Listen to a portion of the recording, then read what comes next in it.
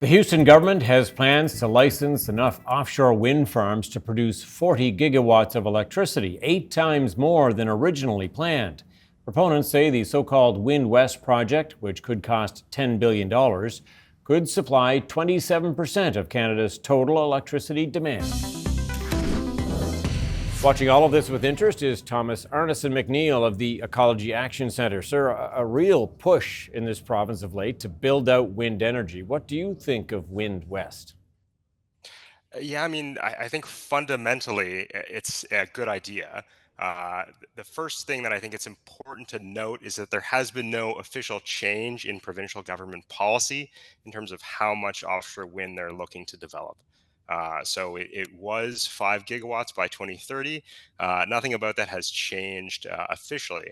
But I do think the idea of Wind West touches on something really fundamental when we're talking about creating an offshore wind industry in Nova Scotia. And that is the fact that our grid is not meaningfully connected to anywhere else. It's not meaningfully connected to any other area of Canada or the United States where they could use the type of wind power that we are able to generate here. So the most power we ever use in a year is 2.4 gigawatts, and we have much more offshore wind potential available.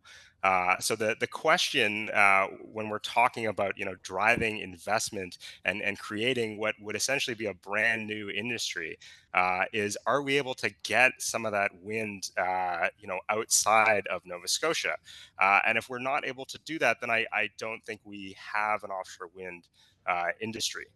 But if we can, with the support of the federal government, build the kind of power lines that we would need to transport that volume of electricity, then it's certainly a tremendous opportunity for Nova Scotia when you look at the potential job creation, the potential revenue that this could generate. Okay, sounds like you're in favor of this, or you're liking the sounds of it at least, and we may be on the verge of a clean energy breakthrough here. But when you look at the bigger picture, what concerns might you have? Yeah, fundamentally, I think that there's a couple of things that you're going to need if you're serious about creating investment certainty around wind. So investors, as I mentioned, aren't going to be interested in investing in an offshore wind industry if we can't move that power outside of Nova Scotia. So we need power lines. The other thing that they're not going to be interested in doing is investing if we don't have buy-in and social license for building offshore wind. And so that involves, the general public and coastal communities. It also involves the fishing community and other ocean users. We've seen, time and time again, when you look at offshore wind internationally, these types of projects can absolutely fall apart if you have opposition from the fishing industry and fishing communities. And then, of course, the Mi'kmaq Nation, I think, is a key player in all of this. Could you use something like, the Wind West power line to advance economic reconciliation with the Mi'kmaq Nation? Um, if you're not able to bring those ocean users, the Mi'kmaq and fishing communities on board, then fundamentally I don't think you have a Wind West project, and I don't think you are going to have interest Okay. from the investment community. You mentioned the fisheries. Are the fisheries and wind energy mutually exclusive? No, absolutely not. I think that there is a way for these two industries to, ultimately work in concert and collaboratively. But that's really going to depend, I think, on the government's approach to, consultation. Are they kind of bringing in folks in the fishing community and in industry early on?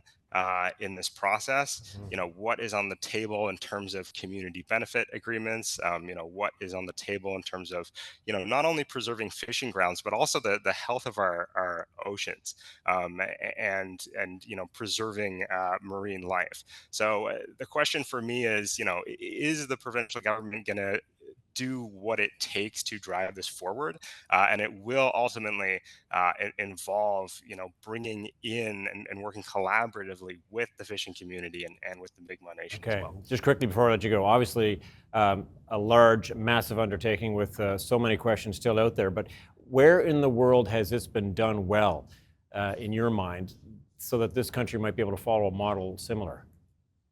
Sure. Yeah. I mean, there are many, I think, examples. Certainly, Norway, Germany. You can also look to China, and Korea and Japan for examples of how to do this right. And I think the United States as well.